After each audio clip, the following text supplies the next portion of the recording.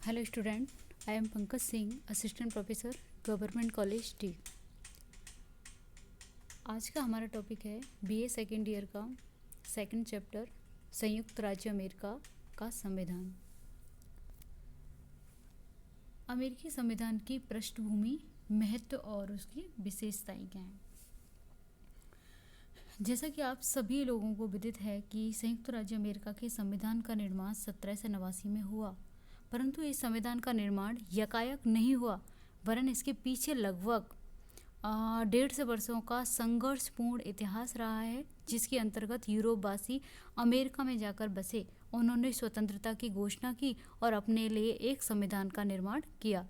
इस प्रकार अमेरिकी संविधान का उदय 4 चरणों में हुआ: औपनिवेशिक युग, स्वतंत्रता की घोषणा, परिसंघ की स्थापना और संविधान का निर्माण।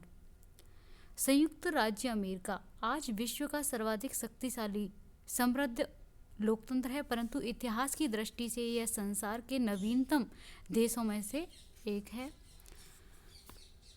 17वीं सदी में यूरोप के लोग बहुत ही बड़ी संख्या में और बहुत तीव्र गति से अमेरिका में जाकर बसने लगे। उनके अमेरिका जाकर बसने के प्रमुख कारण आर्थिक और धार्मिक थे।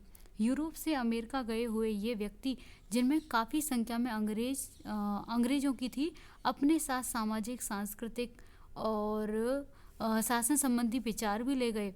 व्यवस्था प्रिय होने के नाते उनके द्वारा यह आवश्यक समझा गया कि उपनिवेशों की स्थापना के लिए ब्रिटिश सरकार से विधिवत आज्ञा पत्र प्राप्त किया जाए।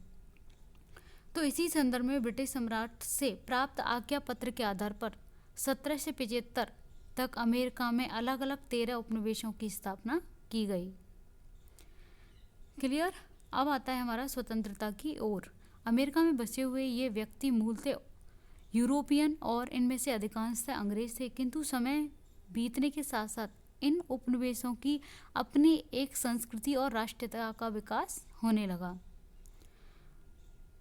तात्कालिक अंग्रेज शासकों की अदूरदर्शिता ने इस निर्बल प्रवृत्ति को स्वतंत्रता के प्रति अदम्य इच्छा में परिणत कर दिया। अगला इसमें 13 उपनिवेश एक दूसरे के निकट आते गए, उनमें एक सामान्य अमेरिकी राष्ट्रीयता का विकास होने लगे। जो 13 उपनिवेश थे, जो किसके थे? ब्रिटेन के, लेकिन धीरे धीरे वो क्या है, नज़दीक आते हैं, आपस में करीब आते हैं और उनमें एक अलग देश की भावना प्रकट होती है, यानी अमेरिका के प्रति उनमें राष्ट्रीयता का भाव पैदा होने लगता है। अगला आता है हमारा 1775 को फिलाडेल्फिया में एक सम्मेलन आयोजित होता है और वहाँ चर्चा की जाती है कि भाई हम अमेरिका का ब्रिटेन से युद्ध पेश करें, और जॉर्ज वाशिंगटन को अमेरिका की नागरिक सेना का सेनापति भी नियुक्त किया गया। कब? 1975 में। और किस जगह? फिलाडेल्फिया सम्मेलन के तहत। फिर क्या है, ब्रिटेन से इनका लगाव धीरे धीरे कम होता है और एक खुद का स्वयं का देश बनाने के लिए इनके मन में चेतना जागृत होती है। 1776 को औपचारिक रूप से अमेरिका की स्वतंत्रता की घोषणा की गई, यानी ब्रिटेन से जो उपनिवेश आए थे उन्होंने 1776 में अमेरिका की स्वतंत्रता की घोषणा कर दी कि अब हमारा ये अलग से देश होगा, हम ब्रिटेन के उपनिवेश नहीं हैं। क्लियर। अगला आता है हमारा अमेरिकी संविधान के स्रोत क्या हैं, मतलब अमेरिका का संविधान कैसे कैसे बना। सामान्य व्यक्ति के लिए 1787 में फिलाडेल्फिया सम्मेलन द्वारा निर्मित प्रलेख ही अमेरिकी संविधान है। लेकिन राजनीति विज्ञान के विद्यार्थियों के लिए यह सोचना उचित नहीं होगा कि वर्तमान समय में अमेरिकी शासन व्यवस्था का संचालन एकमात्र इस प्रलेख के आधार पर ही किया जाता है। अमेरिकी संविधान को निर्मित संविधान की श्रेणी में रखा जाता है, लेकिन इसका तात्पर्य यह नहीं है कि अमेरिकी संविधान का विकास नहीं हुआ। इसमें इसका विकास हुआ है। अमेरिकी संघ में आज 13 राज्यों के स्थान पर कितने राज्य हो गए? 50। क्लियर। शुरुआत में कितने थे? 13 उपनिवेश थे जिन्होंने अमेरिका की शुरुआत नींव रखी थी, और वर्तमान में कितने हैं स्टेट? 50। अमेरिकी संविधान के स्रोत क्या क्या हैं? इसमें पहला आता है फिलाडेल्फिया सम्मेलन द्वारा निर्मित संविधान। अमेरिकी संविधान का आज बहुत अधिक विकास हो गया, लेकिन संविधान का मूल ढांचा अब भी वही है। 1787 में फिलाडेल्फिया सम्मेलन द्वारा तैयार किया गया था। यह ढांचा संविधान का वह अस्थि पंजर है जिस पर संवैधानिक संशोधन, व्यवस्थापन, न्यायिक निर्णय और परंपराओं ने आवश्यक चर्बी बढ़ाने का कार्य किया। संविधान संशोधन। अमेरिकी संविधान में हुए संवैधानिक संशोधनों ने भी संविधान के विकास में योग दिया है। अमेरिकी संविधान में अब तक 27 संवैधानिक संशोधन हो चुके हैं, जिनमें से कुछ अधिक प्रमुख संशोधनों का उल्लेख किया गया है। व्यवस्थापन या कांग्रेस अधिनियम। 1789 में लागू किए गए संविधान ने नवीन सरकार के मूल ढांचे मात्र की ही व्यवस्था की है। संविधान निर्माताओं ने विस्तार की बातों के संबंध में व्यवस्था करने का भार कांग्रेस पर छोड़ा। कांग्रेस क्या है? वहाँ संसद। जिस प्रकार भारत में व्यवस्थापन का कार्य कौन करती है? संसद। उसी प्रकार वहाँ की व्यवस्थापिका को, अमेरिका की व्यवस्थापिका को हम क्या कहते हैं? कांग्रेस, जिसके 2 सदन है, सीनेट और प्रतिनिधि सदन। यानी वहाँ की सीनेट ने भी कुछ अधिनियमों को क्रिएट किया है। कार्यपालिका का विकास। अमेरिका की कार्यपालिका अर्थात राष्ट्रपति ने भी संविधान के विकास में महत्वपूर्ण भूमिका अदा की है, क्योंकि राष्ट्रपति भी अध्यादेश के जरिए किसी भी कानून को बना सकता है। न्यायिक व्याख्या। न्यायिक व्याख्याओं ने अमेरिकी संविधान के विकास में सर्वाधिक महत्वपूर्ण भूमिका अदा की है। कांग्रेस या राज्य को व्यवस्थापिका द्वारा पारित कानून या प्रशासनिक सत्ता के किसी कार्य को जब सर्वोच्च न्यायालय या अन्य किसी न्यायालय में इस आधार पर चुनौती दी जाती है कि यह संविधान के प्रतिकूल है, तो न्यायपालिका निर्णय देने से पूर्व संविधान से संबंधित प्रावधान की व्याख्या करता है और अपनी प्रत्येक नवीन व्याख्या से परोक्ष रूप से संविधान को क्या करता है? संशोधित करता है। इसमें अगली एक कड़ी आती है निहित शक्तियों का सिद्धांत, जिसने कि संघीय कांग्रेस को इतना शक्तिशाली बनाया सर्वोच्च न्यायालय की ही देन है।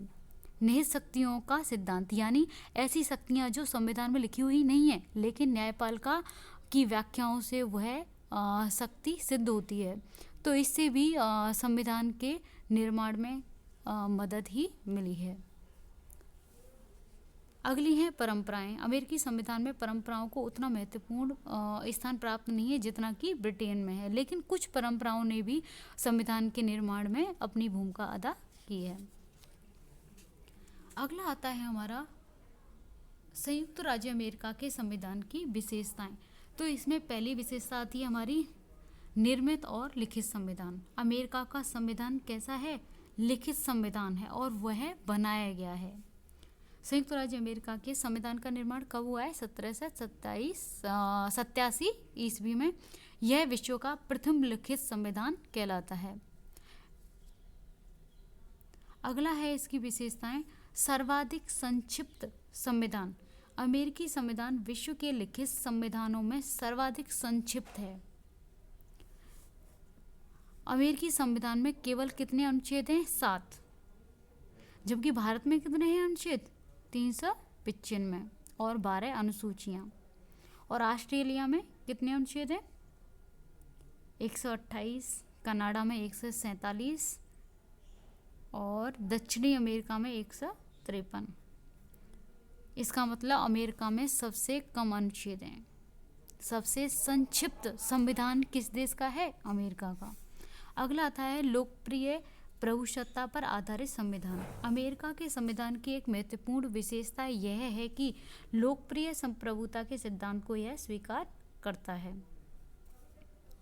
संविधान की प्रस्तावना में घोषणा की गई कि हम संयुक्त राज्य अमेरिका के लोग अधिक शक्तिशाली संघ बनाने, न्याय की स्थापना, आंतरिक शांति की प्राप्ति, सामान्य प्रतिरक्षा की व्यवस्था और सार्वजनिक कल्याण में बढ़ोतरी करने तथा अपने और अपनी संतान हेतु स्वतंत्रता के वरदान को सुरक्षित रखने के लिए संयुक्त राज्य अमेरिका के लिए इस संविधान को अपनाते हैं। अगली इसकी विशेषता है संविधान की सर्वोच्चता। अमेरिका में सर्वोच्च क्या है? संविधान। फिलाडेल्फिया सम्मेलन द्वारा निर्मित प्रलेख संयुक्त राज्य अमेरिका का सर्वोच्च कानून है। राष्ट्रपति, कांग्रेस, सर्वोच्च न्यायालय तथा संघ की इकाइयां सब इसके अधीन हैं और किसी के भी द्वारा इसका उल्लंघन नहीं किया जाएगा। अगला है कठोर संविधान। संयुक्त राज्य अमेरिका का संविधान कैसा है? कठोर। अमेरिकी कांग्रेस के द्वारा जिस प्रक्रिया के आधार पर सामान्य कानूनों का निर्माण किया जाता है, उसी प्रकार के आधार पर संवैधानिक कानून का निर्माण अर्थात संविधान में संशोधन का कार्य नहीं किया जा सकता। इसका मतलब कोई भी संशोधन लाने के लिए वहाँ कड़ी प्रक्रिया का उल्लेख है। भारत में संविधान कैसा है? मध्यम, ना तो अधिक कठोर और ना ही अधिक सुनम्य। और अमेरिका का संविधान कैसा है? कठोर संविधान। अब तक मतलब 2 से 10 वर्षों के संवैधानिक इतिहास में अमेरिकी संविधान में अब तक कितने संशोधन हुए? मात्र 27 संशोधन। क्लियर? इनमें भी प्रथम 10 संशोधन तो एक साथ संविधान निर्माण के तुरंत बाद हुए थे, और जो तुरंत बाद हुए थे उनमें नागरिकों को कुछ मौलिक अधिकार प्रदान किए गए थे।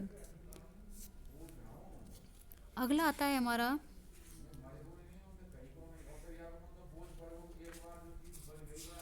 छठवीं विशेषता में हमारी आती है गणतंत्र की स्थापना। अमेरिका में राजतंत्र नहीं है। कौन सी व्यवस्था है? गणतंत्र व्यवस्था।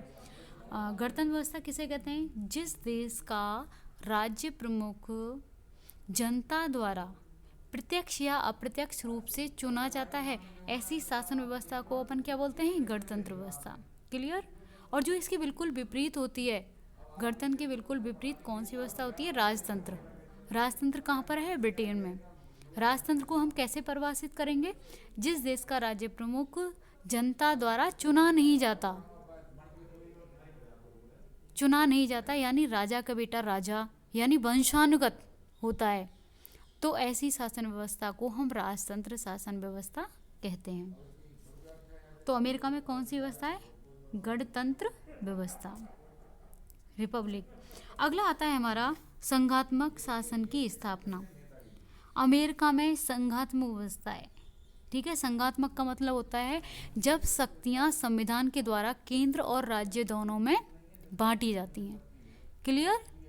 जब शक्तियां केंद्र और राज्यों में बटी होती हैं, ऐसी शासन व्यवस्था को हम क्या कहते हैं? संघात्मक शासन व्यवस्था। विश्व में सबसे पहले संघात्मक व्यवस्था को अमेरिका में अपनाया गया, इसीलिए संघात्मक शासन व्यवस्था का जनक किसको कहा जाता है? अमेरिका को। और संघात्मक व्यवस्था के बिल्कुल विपरीत कौन सी व्यवस्था होती है? एकात्मक शासन व्यवस्था। एकात्मक शासन व्यवस्था में शक्तियों का बंटवारा नहीं होता, सारी शक्ति केंद्र सरकार के पास ही होती हैं। ऐसी शासन व्यवस्था को हम एकात्मक शासन व्यवस्था कहते हैं। क्लियर? एकात्मक शासन व्यवस्था कहाँ पर है विश्व में? ब्रिटेन में है, फ्रांस में है, चीन में है, जापान में है। क्लियर? यानी शक्तियाँ बटी नहीं होती, सारी शक्ति केंद्र सरकार के हाथों में होती है। ऐसी व्यवस्था को हम एकात्मक शासन व्यवस्था कहते हैं। तो अमेरिका में कौन सी है? संघात्मक शासन व्यवस्था। अगली इसकी विशेषता है प्रतिनिधित्वात्मक लोकतंत्र की स्थापना। प्रतिनिधित्वात्मक लोकतंत्र की स्थापना। लोकतंत्र के 2 प्रकार होते हैं, एक तो होता है प्रत्यक्ष लोकतंत्र और एक होता है अप्रत्यक्ष लोकतंत्र या प्रतिनिधित्वात्मक लोकतंत्र। अप्रत्यक्ष को ही प्रतिनिधित्वात्मक लोकतंत्र कहते हैं। क्लियर? यानी अमेरिका में कौन सा लोकतंत्र है? अप्रत्यक्ष लोकतंत्र। प्रत्यक्ष लोकतंत्र तो संभव ही नहीं है। प्रत्यक्ष लोकतंत्र प्राचीन यूनान में जब छोटे छोटे नगर राज्य हुआ करते थे, उस टाइम पर यूनान में कौन सी शासन व्यवस्था थी? प्रत्यक्ष लोकतंत्र। यानी जनसंख्या भी कम थी और नागरिक का दर्जा भी कुछ व्यक्तियों को ही प्राप्त था, तो उस टाइम पे प्रत्यक्ष लोकतंत्र वहाँ पर संभव भी था। लेकिन वर्तमान में इतनी जनसंख्या हो चुकी है और इतने सभी जिन व्यक्तियों ने 18 वर्ष की उम्र प्राप्त कर ली है, वो सभी क्या बन जाते हैं? नागरिक। तो प्रत्यक्ष लोकतंत्र संभव नहीं है। तो विश्व के अधिकांश देशों में कौन सी शासन व्यवस्था है? अप्रत्यक्ष लोकतंत्र। प्रत्यक्ष लोकतंत्र कुछ मात्रा में स्विट्जरलैंड देश में प्रचलित है, इसीलिए स्विट्जरलैंड को प्रत्यक्ष लोकतंत्र का घर भी कहा जाता है। तो अमेरिका में कौन सा लोकतंत्र प्रचलित है? अप्रत्यक्ष लोकतंत्र। अप्रत्यक्ष लोकतंत्र का मतलब होता है कि शासन जनता के चुने हुए प्रतिनिधियों के माध्यम से किया जाता है। क्लियर? यानी लोकतंत्र का मतलब क्या होता है कि जनता का, जनता के लिए, जनता द्वारा चुना गया शासन। भाई जब हम स्वयं कानून बनाने लगे हैं, स्वयं न्याय करने लगे हैं, स्वयं कानून को लागू करने लगे हैं, तो ऐसी व्यवस्था को हम क्या बोलेंगे? प्रत्यक्ष लोकतंत्र। यानी खुद स्वयं हम ही सारा कार्य कर रहे हैं। लेकिन वर्तमान में इतनी जनसंख्या है कि हम प्रत्यक्ष ना तो हम कानून बना सकते हैं, ना लागू कर सकते हैं, बहुत सारी जनसंख्या। तो अप्रत्यक्ष रूप से ही लोकतंत्र का संचालन होता है। आम जनता किसको चुनती है? प्रतिनिधियों को। MP MLA, और MP MLA कहाँ बैठते हैं? व्यवस्थापिका में।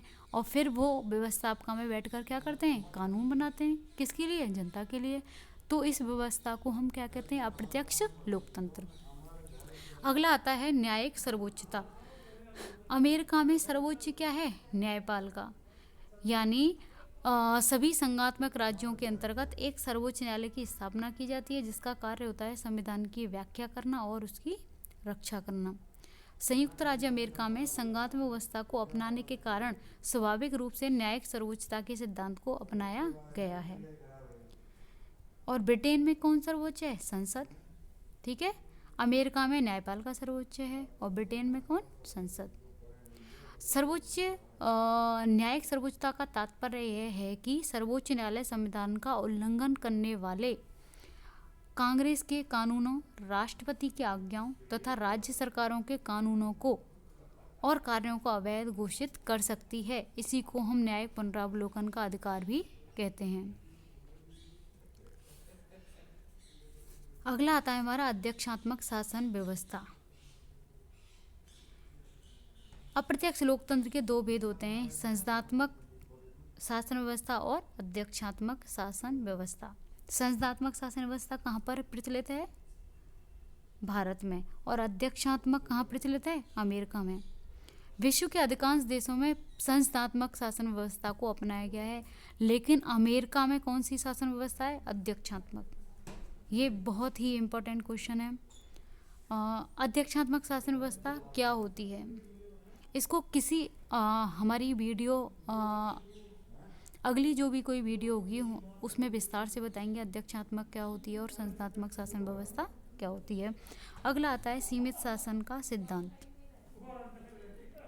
अमेरिकी संविधान निर्माताओं ने स्वयं ब्रिटिश सम्राट जॉर्ज तृतीय के अत्याचारों को सहन किया और वे चाहते थे कि आने वाली पीढ़ियों को अमर्यादित शासन की बुराइयों से बचाने के लिए आवश्यक प्रयत्न किए जाएं। इसीलिए अमेरिका में सीमित शासन के सिद्धांत को अपनाया गया है। मौलिक अधिकारों की व्यवस्था अमेरिका में की गई है। दोहरी नागरिकता है, वेरी इंपॉर्टेंट। अमेरिका में संघात्मक शासन व्यवस्था है, इसीलिए वहाँ कौन सी नागरिकता को अपनाया गया है? दोहरी नागरिकता को। हालांकि भारत में भी संघात्मक शासन व्यवस्था है, लेकिन भारत में कौन सी नागरिकता को अपनाया गया है? इकहरी नागरिकता को। अमेरिका में शक्ति विभाजन और नियंत्रण तथा संतुलन के सिद्धांत को भी अपनाया गया है। तो आज का हमारा टॉपिक समाप्त होता है। अगले टॉपिक में हम अमेरिका की कुछ और विशेषताओं पर भी चर्चा करेंगे। धन्यवाद।